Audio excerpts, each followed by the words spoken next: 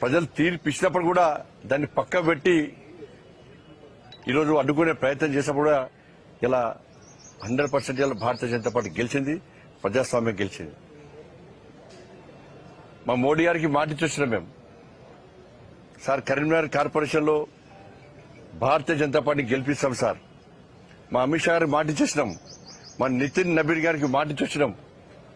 ఎట్టి బస్సులో కరీంనగర్ కార్పొరేషన్ లో గెలిపిస్తాం, గెలిపించి ఇలా భారతీయ జనతా పార్టీ దమ్మెందో చూపడతామని చెప్పి వారికి ఇచ్చిన మాట ప్రకారం అందరం కలిసి, ఏ ఒక్క వ్యక్తి కాదు, ఇలా ఇంతమంది భారతీయ జనతా పార్టీ సైనికులు గెలిచారు. వాళ్ళ వీళ్ళందరూ కూడా ప్రజల కోసం పనిచేశారు. భారతీయ జనతా పార్టీ మీద విశ్వాసం నమ్మకంతో ఇలా నిలబడ్డారు. ప్రజలకు ఒక భరోసా కల్పించారు. ప్రజలు మా మీద విశ్వాసం ఉంచి ఇలా ఇంతమందిని గెలిపించారు. 2005లో ఇదే కార్పొరేషన్లో కార్పొరేటర్ గెలిచిన తర్వాత ఆ రోజున్న ఆనందం, ఆ సంతోషం, ఆ ఉత్సాహం ఇప్పుడు అన్ని గుర్తొస్తున్నాయి ఇప్పుడు. కానీ అదే కార్పొరేషన్లో భారతీయ జనతా పార్టీ అభ్యర్థి మేయర్ గా ఇవాళ సాధించడం కూడా అంతకంటే ఎక్కువ సంతోషం, ఆనందాన్ని మాకు కలిగిస్తా ఉన్నది. ఇవాళ తెలంగాణ రాష్ట్రం ఏర్పడిన తర్వాత మొట్టమొదటి మేయర్ ఇవాళ కొలగాని శ్రీనివాస్ గారు, మొట్టమొదటి డిప్యూటీ మేయర్ సునీల్ రావు గారు. అది కరీంనగర్కి అవకాశం దక్కింది. కానీ ఇంతమంది సైనికులు ఇవాళ ప్రజల ఆశీర్వాదం గెలిచారు. వీళ్ళందరూ కూడా ఒక కమిట్మెంట్ తో ఉన్నారు, ఒక ప్రణాళికతో తయారీ సిద్ధంగా ఉన్నారు. ఎట్టి పరిస్థితుల్లో కరీంనగర్ అభివృద్ధి చేయాలని చెప్పి ఒక లక్ష్యంతో వీళ్ళందరూ వచ్చారు తప్ప ఏ రాజకీయ అపేక్షతోనో డబ్బులు సంపాదించుకోవాలని చెప్పి ఆలోచనతో ఇవ్వలేరు. ఇలా ఇలాంటి అవినీతికి ఆస్కారం ఇవ్వకుండా, ఇలాంటి ఆరోపణలకు ఆస్కారం ఇవ్వకుండా కరీంనగర్ కార్పొరేషన్ అభివృద్ధి చేయాలనే లక్ష్యంతో మాత్రమే ఎన్నికల బరిలోకి దిగినాం. ఇలా ప్రజలు ఆశీర్వదించారు, సక్సెస్ అయినాం. నేను మళ్ళీ చెప్తున్నా, ఈ ఎన్నికల వరకు మాత్రమే రాజకీయాలు. ఎన్నికల తర్వాత రాజకీయాలను తగ్గించి అభివృద్ధి ఎజెండాగా ముందుకు సాగాల్సిన అవసరం ఉంది. అన్ని పార్టీలు కలిసి రావాల్సిన అవసరం ఉంది. రాష్ట్ర ప్రభుత్వం నిధులు ఇవ్వాల్సిందే, కేంద్రం నుంచి నిధులు మేము తీసుకొని రావాల్సిందే. మన స్మార్ట్ సిటీ అభివృద్ధి అనేది కేంద్ర ప్రభుత్వ నిధులతో ఉన్న విషయాన్ని ప్రజలు గమనించారు. సరే, గతంలో చాలా మంది అనేక రకాలుగా మేం తెస్తాం రాష్ట్ర ప్రభుత్వం చాలా మంది చెప్పుకునేదారు. కానీ ప్రజలు లేట్ అయినా కూడా లేటెస్ట్ గా తీర్పిచ్చి పూర్తి మెజార్టీ ఇచ్చి ఇలా మమ్మల్ని గెలిపించారు.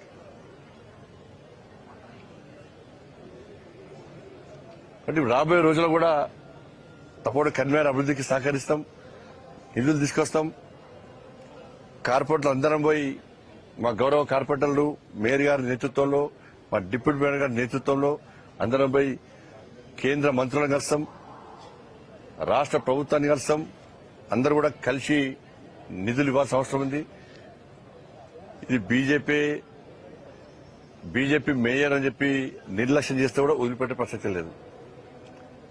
అలా ఎంత ఇబ్బంది అనిపిస్తుందంటే, నిన్న వాళ్ళు చేసిన కుట్రలు మామూలు కుట్రలు. ముఖ్యమంత్రి కూడా ఇవ్వాలంటే జిల్లా టీవీలు చూసినాం, మేము సోషల్ మీడియా చూసినాం. అయిపోయింది, బీజేపీ కణం అయిపోయింది అన్నారు. కాంగ్రెస్ పార్టీ గెలిచిందన్నారు. ఇక బీజేపీ రాదు. కొంతమంది ఖేల్ ఖతం, దుకాన్ బంద్, బీజేపీ ఖతం, ఇక రకరకాలుగా ప్రచారం చేశారు. కానీ ఎక్కడ మేము పట్టించుకోలే. మాకు ప్రజాస్వామ్య నమ్మకం ఉంది. మా తల్లి మహాశక్తి, మా తల్లి మీద విశ్వాసం ఉంది. ఇంత మేము సాధించామంటే నేను నమ్ముకున్న ఆ మహాశక్తి అమ్మవారి యొక్క ఆశీర్వాదం, ఆ తల్లి యొక్క కరుణ కటాక్షాలు. ఇలా వేములవాడ రాజన్న ఆశీర్వాదం గాని, కొండగట్టు అంజన్ ఆశీర్వాదం గాని, పాత బస్తీ భాగ్యలక్ష్మి తల్లి అనుగ్రహం గాని,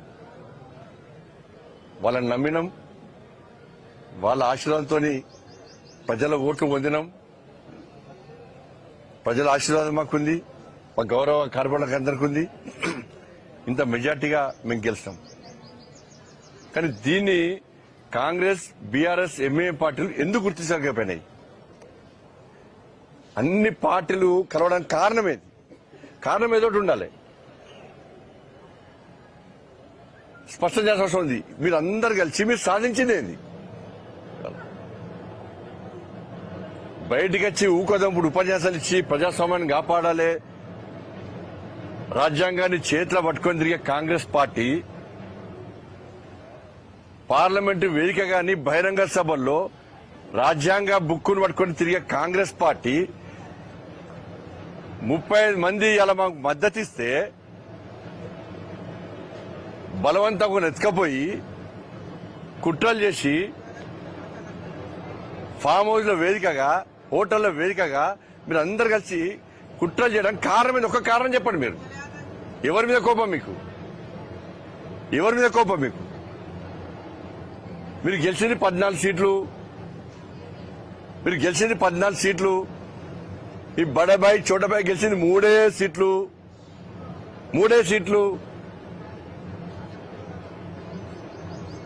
బీఆర్ఎస్ పార్టీ గెలిచింది 10 సీట్లు. మీ అన్ని కలిసినా 9. మీరు అన్ని కలిసినా కూడా ఇలా మ్యాజిక్ ఫిగర్ దాటలేదు. మరి దేన్ని నమ్ముకొని మీరు మమ్మల్ని రాకుండా అడ్డుకునే ప్రయత్నం చేశారు? నిధులు ఇవ్వలేదా? కరీంనగర్ స్మార్ట్ సిటీ కాలేదా? కరీంనగర్ అభివృద్ధి చెందలేదా? ఇంకా చెందాల్సి లేదా? 11 సంవత్సరాలు బీఆర్ఎస్ పార్టీ ఒక పైసా ఇచ్చిందా? 2 సంవత్సరాలు కాంగ్రెస్ పార్టీ ప్రభుత్వం ఒక పైసా ఇచ్చిందా? మీరు హామీలు ఇచ్చిర్రా? మరి దేనికి అడ్డుకునే ప్రయత్నం చేశారు? వాళ్ళు ఈ చీకటి ఒప్పందాలేంది?